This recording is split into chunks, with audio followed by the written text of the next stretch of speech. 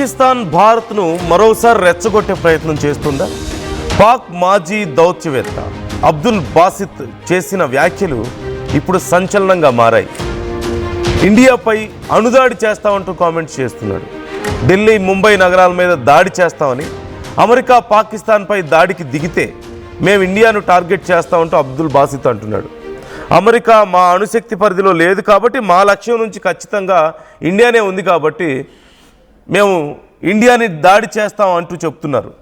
పాక్ నుంచి అణుముప్పు పొంచి ఉందంటూ యుఎస్ ఇంటెలిజెన్స్ రిపోర్ట్ రావడం, పాక్ పొరుగు దేశాలకు ముప్పు పొంచి ఉంది అంటూ యుఎస్ ఇంటెలిజెన్స్ కొన్ని వ్యాఖ్యలు చేసిన నేపథ్యంలో ఈ మధ్య చేసినటువంటి వ్యాఖ్యలు మనం కొన్ని చూసాం యుఎస్ నుంచి. అంటే పాకిస్తాన్ వల్ల అమెరికాకు నష్టం అని, లేదంటే ఇతర దేశాలకు నష్టం అంటూ కొన్ని కామెంట్స్ మనం చూసాం. ఈ నేపథ్యంలో ఇప్పుడు ఈ కామెంట్స్ని దృష్టిలో పెట్టుకొని అక్కడి వ్యాఖ్యలు చేస్తుంది. పాకిస్తాన్కి ఆల్రెడీ భయం పట్టుకుంది. రేపో మాపో ఒకవేళ యుఎస్ ఇప్పుడు ఇరాన్ మీద చేసినట్లుగానో లేదంటే ఇతర దేశాల మీద చేసినట్లుగా రేపు పాకిస్తాన్ మీద కూడా రాడికల్ ఇస్లామిక్ లీడర్స్ దగ్గర అణువాస్త్రాలు ఉండకూడదు, న్యూక్లియర్ వెపన్స్ ఉండకూడదు అని ఓ పక్క ఇజ్రాయిల్ చెప్పింది. నెతన్యాహు ఒక స్టేట్మెంట్ ఇచ్చారు. ఇరాన్ తర్వాత పాకిస్తాన్ పేరునే తీసుకొచ్చారు చాలా క్లియర్గా. మరోవైపు అమెరికా కూడా వాళ్ళకి కొన్ని ఏదో బిచ్చం మెతుకులు వేస్తూనే, కొన్ని ఎంగిలి మెతుకులు వేస్తూనే వాళ్ళకి అవకాశం దొరికినప్పుడల్లా వాళ్ళని ఇరకాటంలో పెడుతూనే ఉంది. ఎందుకంటే పాకిస్తాన్ ఒక ఉగ్రవాద దేశంగా ఈ మధ్య అమెరికా మరొకసారి ప్రకటించింది. ఒక 4-5 months బ్యాకే మనం చూసాం. అట్ ది సేమ్ టైం ఇప్పుడు అమెరికానే చెప్తోంది పాకిస్తాన్ ఒక ఉగ్రవాద దేశం, ఆ దేశం దగ్గర న్యూక్లియర్ వెపన్స్ ఉండడం మంచిది కాదు అని చెప్పేసి. ఇది చూసి ఇప్పుడు పాకిస్తాన్కు భయం పట్టుకుంది.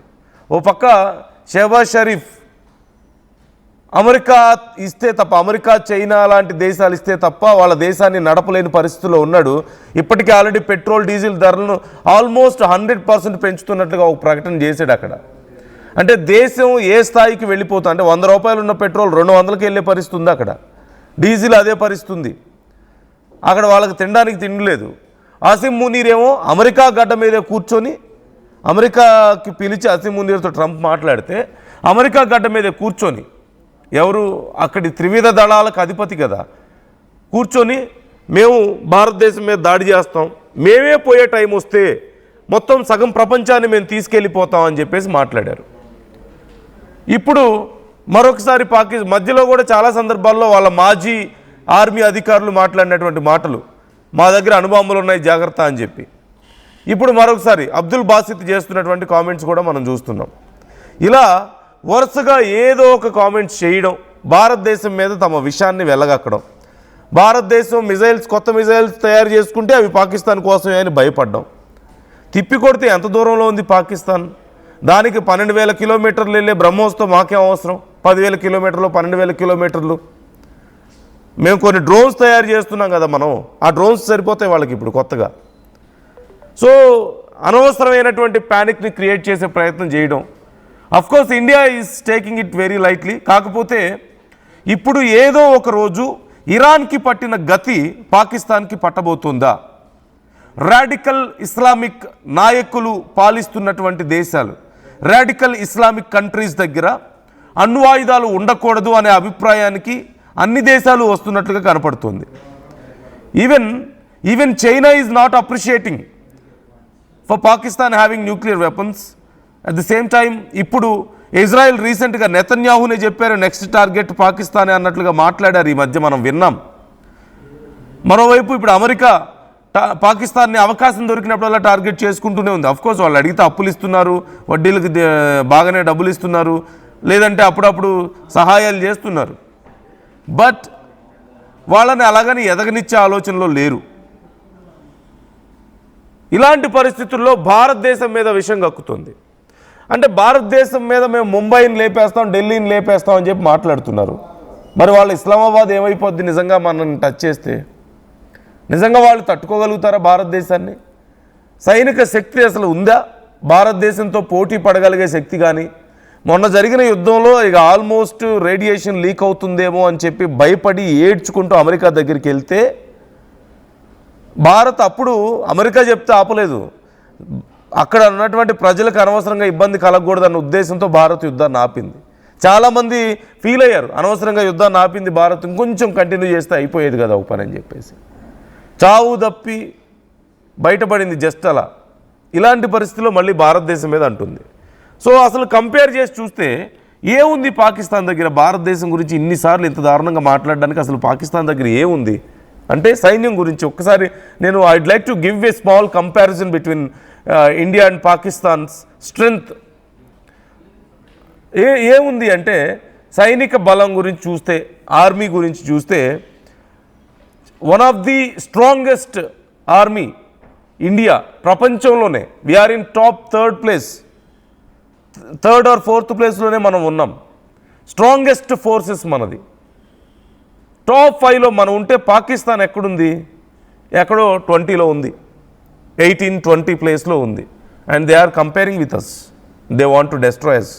మా దగ్గర న్యూక్లియర్ వెపన్స్ ఉన్నాయని చెప్పి మాట్లాడతారు. ఇప్పుడు ఆ న్యూక్లియర్ వెపన్స్ని అతి త్వరలో లాక్కునే పరిస్థితి రాబోతుంది. మన దగ్గర 14 లక్షల మంది సైనిక బలం ఉంటే పాకిస్తాన్ దగ్గర అప్రాక్సిమేట్లీ 6.5 lakhs ఉన్నారు. అంటే ఈవెన్ మనలో సగం కూడా సరిగా లేరు. ఇక న్యూక్లియర్ వెపన్స్ గురించి మాట్లాడుతూ ఉంటారు. వాళ్ళ దగ్గర న్యూక్లియర్ వెపన్స్ ఉన్నాయి, అఫ్కోర్స్ మన దగ్గర న్యూక్లియర్ వెపన్స్ ఉన్నాయి.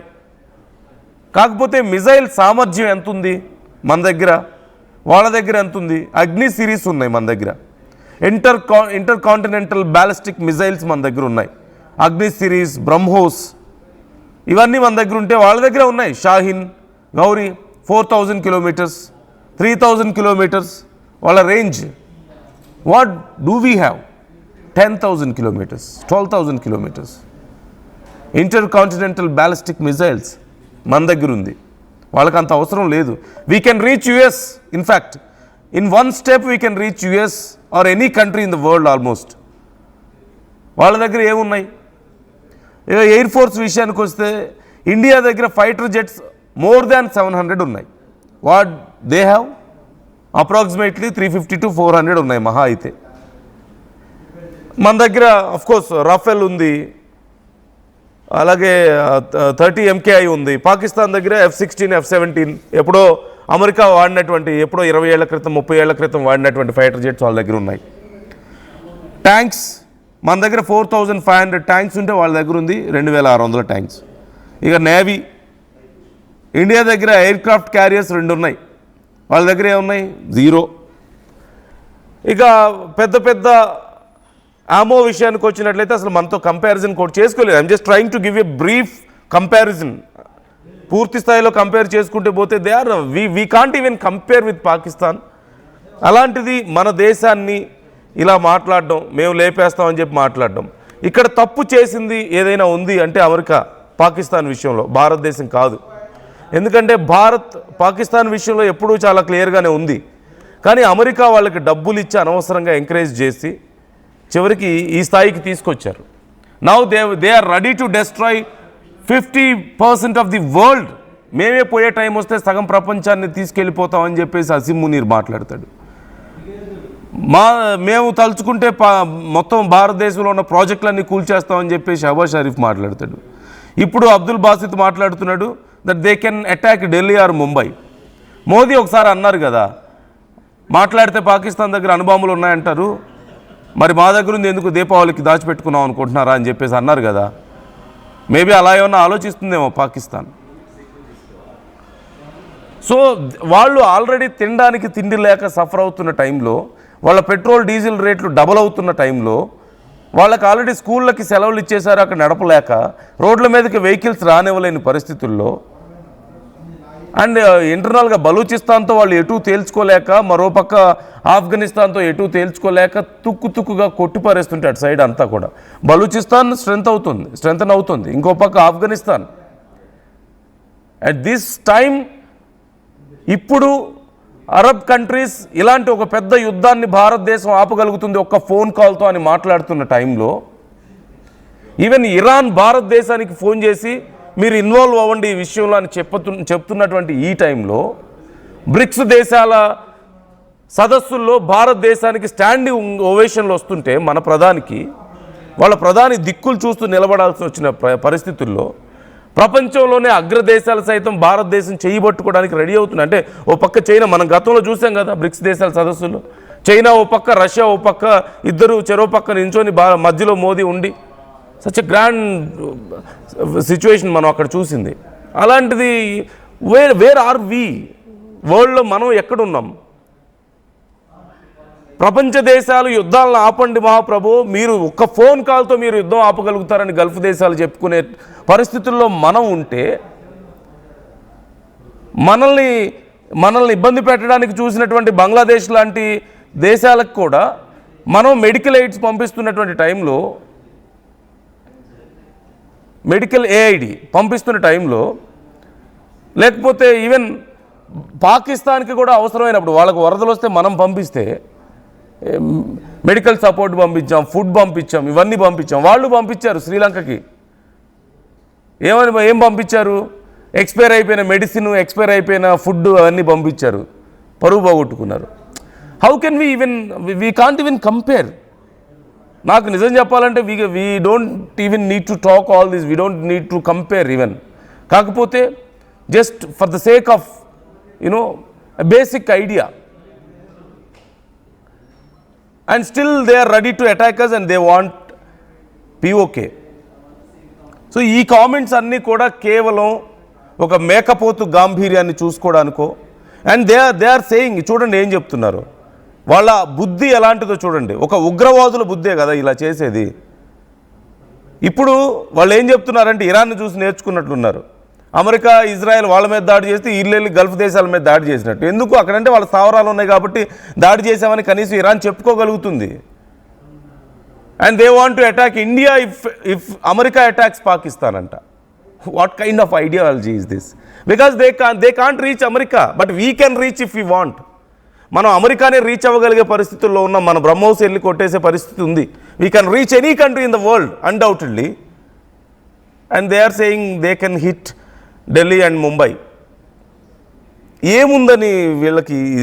ఇది అహంకారం కూడా కాదు, జస్ట్ ఫూలిష్నెస్, అంతకుమించి ఇంకేం లేదు. Just foolishness. They need to survive somehow.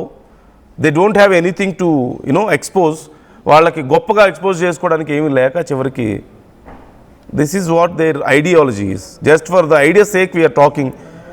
ఇంతకు మించి పాకిస్తాన్ దారిద్ర్యం గురించి మాట్లాడుకోవడానికి ఏముంది?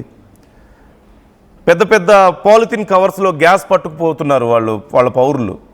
మనకి హర్మూజ్ స్ట్రైట్ నుంచి మన షిప్పుల్ని మనం విడిపించుకోగలిగాం. మన జెండా కనపడితే సెల్యూట్ చేసి పంపించగలిగినటువంటి పరిస్థితుల్లో వాళ్ళ పౌరులు అక్కడ గ్యాస్ కావాలంటే పాలిథిన్ కవర్స్లో పట్టుకుపోతున్నారు. And they don't have water, proper water లేదు, ఎడ్యుకేషన్ లేదు, చదువులు లేవు, ఈ మెడికల్ సపోర్ట్ లేదు, అండ్ వాళ్ళ దగ్గర ఉద్యోగాలు సరిగా లేవు. బయట దేశాలకు పోతేనేమో టెర్రరిస్టులు అంటున్నారు.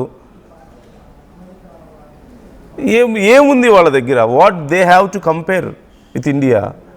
వాళ్ళు ఇండియాని అటాక్ చేస్తామని ఏమీ లేనప్పుడు వాళ్ళకు ఉందల్లా డిస్ట్రక్షన్ మాత్రమే. ఏమీ లేని వాడికి, మంచి చేయడానికి తినడానికి ఏమీ లేనివాడు ఏం చేస్తాడు? ఇప్పుడు అక్కడ వాళ్ళు చేస్తున్నారు. వాడికి సాధించడం చేతగాక ఎవరైనా బాగుపడితే వాడిని కొల్లగొడదాం, లేదంటే వాడిని దెబ్బ కొడదాం, వాడు కూడా మనలాగే మన స్థాయికి రావాలి అని చెప్పి ఆలోచించడం. ఎందుకంటే వాళ్ళకి ఎదగడం రాదు కాబట్టి. ఇండియాలోకి వచ్చి ముంబైని, ఢిల్లీని మీరు బ్లాస్ట్ చేస్తుంటే ఇండియా టపాసులు కాల్చుకుంటుందా? మోదీ అన్నారు కదా, మేమేమైనా దీపావళి కోసం పెట్టుకున్నామా బాంబ్స్ అని చెప్పేసి. మేమేమన్నా దీపావళి చేసుకుంటూ కూర్చుంటాం ఆ బాంబ్స్తో? ఇవంతా కూడా కేవలం ఒక ప్యానిక్లోంచి వస్తున్నటువంటి మాటలు. And very sure I think it seems ఖచ్చితంగా అతి త్వరలో Pakistan will be the next target of US. Israel already ఈ విషయంలో చాలా క్లియర్గా చెప్పింది. ఇరాన్ తర్వాత అణ్వాయుధాలు కలిగి ఉన్నటువంటి దేశాలు పాకిస్తానే ఉంది. ఇస్లామిక్ కంట్రీస్లో ఇప్పుడు పాకిస్తాన్ దగ్గర మాత్రమే ఈ అణ్వాయుధాలు ఉన్నాయి, న్యూక్లియర్ వెపన్స్ ఉన్నాయి. And a radical terrorist country, అలాంటి వాళ్ళ దగ్గర న్యూక్లియర్ వెపన్స్ ఉంటే world is not safe. Everybody know that. That's why Israel is talking about Pakistan, America is talking about Pakistan, and of course India is always talking about Pakistan. as they are a big threat to world. In fact, they are talking about themselves that they are very big threat to India and to the whole world. ఎందుకంటే మునీర్ చెప్పాడు కదా, we can vanish half of the world if somebody is attacking us అని చెప్తున్నాడు. మేమే పోయే time వస్తే సగం ప్రపంచాన్ని తీసుకెళ్తామని చెప్తున్నాడు. Even now Abdul Basit is saying the same thing. America attack చేస్తే అసలు అమెరికా ఎందుకు అటాక్ చేస్తుంది, మమ్మల్ని అటాక్ చేయదు, we are strong nation, we are friendly nation అని చెప్పుకోలేని దుస్థితి వాళ్ళది. ఒక టిష్యూ లాగా వాడుతున్నారు వాళ్ళని అమెరికా వాళ్ళు. అది వాళ్ళకి రియలైజ్ అయినట్లున్నారు. ఎందుకంటే వాళ్ళ పార్లమెంట్లో కూడా అదే కదా ఈ మధ్య మాట్లాడుకున్నారు. పార్లమెంట్ చాలా చీప్గా చూస్తుంది పాకిస్తాన్ని అమెరికా అని చెప్పేసి పార్లమెంట్లో మాట్లాడారు వాళ్ళ నాయకులు. వాడి వదిలేస్తున్నారు, చాలా దారుణంగా వాడుకొని వదిలేస్తున్నారు అని చెప్పేసి.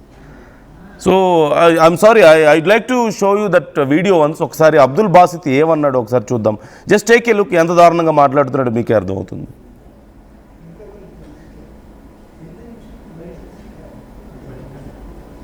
हमने तो देखिए और कुछ नहीं करना, हमने तो न्यूक्लियर रेंज में नहीं भी अमेरिका भी हमला नहीं कर सकता. हमारे लिए क्या वाइड रास्ता होगा आपके ख्याल में?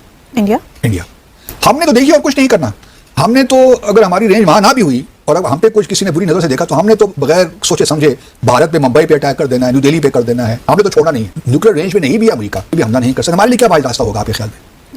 इंडिया हमने तो देखिए और कुछ नहीं करना, हमने तो अगर हमारी रेंज वहां ना भी हुई और अब हम पे कुछ किसी ने बुरी नजर से देखा तो हमने तो बगैर सोचे समझे भारत पे, मुंबई पे अटैक कर देना है, न्यू दिल्ली पे कर देना है. हमने तो छोड़ा नहीं. न्यूक्लियर रेंज में नहीं भी अमेरिका भी हमला नहीं कर सकता. हमारे लिए क्या वाइड रास्ता होगा आपके ख्याल में? इंडिया हमने तो देखिए और कुछ नहीं करना, हमने तो अगर हमारी रेंज वहां ना भी हुई और अब हम पे कुछ किसी ने बुरी नजर से देखा तो हमने तो बगैर सोचे समझे भारत पे, मुंबई पे अटैक कर देना है, न्यू दिल्ली पे कर देना है. हमने तो छोड़ा नहीं. न्यूक्लियर रेंज में नहीं भी अमेरिका भी हमला नहीं कर सकता. हमारे लिए क्या वाइड रास्ता होगा आपके ख्याल में? इंडिया हमने तो देखिए और कुछ नहीं करना, हमने तो अगर हमारी रेंज वहां ना भी हुई और अब हम पे कुछ किसी ने बुरी नजर से देखा तो हमने तो बगैर सोचे समझे भारत पे, मुंबई पे अटैक कर देना है, न्यू दिल्ली पे कर देना है. हमने तो छोड़ा नहीं. न्यूक्लियर रेंज में नहीं भी अमेरिका भी हमला नहीं कर सकता. हमारे लिए क्या वाइड रास्ता होगा आपके ख्याल में? సో మనం చూస్తున్నాం కదా, అమెరికా మా మీద దాడి చేస్తే మేము ఇండియా మీద దాడి చేస్తాం, మేము అమెరికా దాకా రీచ్ అవ్వలేమని చెప్తున్నారు. అంటే వాళ్ళ చేతకంతనాన్ని చూపిస్తున్నారు. దే హ్యావ్ మిజైల్స్ అని చెప్తున్నారు, but they can't reach US. If US attacks them they will attack India అంట. అండ్ తులసి గబార్డ్ ఏమన్నారు మొన్న మీరు చూశారు కదా, ఏమన్నారు చాలా క్లియర్గా. I try to give, if Netanyahu video ఉంటే మీరు ఒకసారి చూసి ఉండొచ్చు, చాలామంది మీకు ఐడియా ఉండే ఉంటుంది. నెతన్యాహు ఏమన్నారు, రాడికల్ ఇస్లామిక్ నేషన్స్ దగ్గర న్యూక్లియర్ వెపన్స్ ఉండకూడదు, అందులో ఇరాన్ ఉంది, ఆ తర్వాత పాకిస్తాన్ ఉంది. ఇరాన్ పని ఇప్పుడు ఆల్రెడీ యుఎస్ అండ్ ఇజ్రాయెల్ చూసుకుంటున్నారు ఆ విషయంలో. ఇప్పుడున్న పరిస్థితుల్లో ఒకవేళ యుద్ధం ముగిసినా ఇరాన్ మళ్ళీ తిరిగి కోలుకోవడం లేదంటే యుద్ధాలకు రెడీ అవ్వడం ఇంకేదో చేయడం అనేది పాసిబుల్ అయ్యే పని కాదు. They are almost done. Now the next target will be Pakistan. Undoubtedly for Israel, for US, even for China, for everybody, Pakistan will be the next target. And of course Russia is with us always. European countries కూడా భయపడుతున్నాయి పాకిస్తాన్ విషయంలో. So Tulsi Gabbard ఏమన్నారు ఒకసారి మీరు చూడండి, మీకే అర్థమవుతుంది. Include ICBMs with a range capable of striking. However, the intelligence community assesses that Russia, China, North Korea, Iran, and Pakistan have been researching and developing an array of novel, advanced, or traditional missile delivery systems with nuclear and conventional payloads that put our homeland within range. The IC assesses that threats to the homeland will expand collectively to more than 16,000 missiles by 2035, from the current assessed figure of more than 3,000 missiles.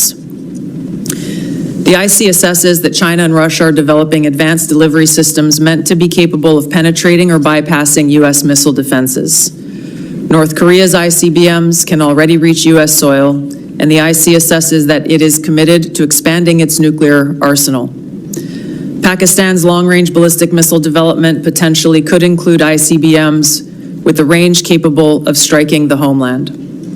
The IC assesses that Iran has previously demonstrated space launch and other technology it could use to begin to develop a militarily viable ICBM before 2035, should Tehran attempt to pursue that capability.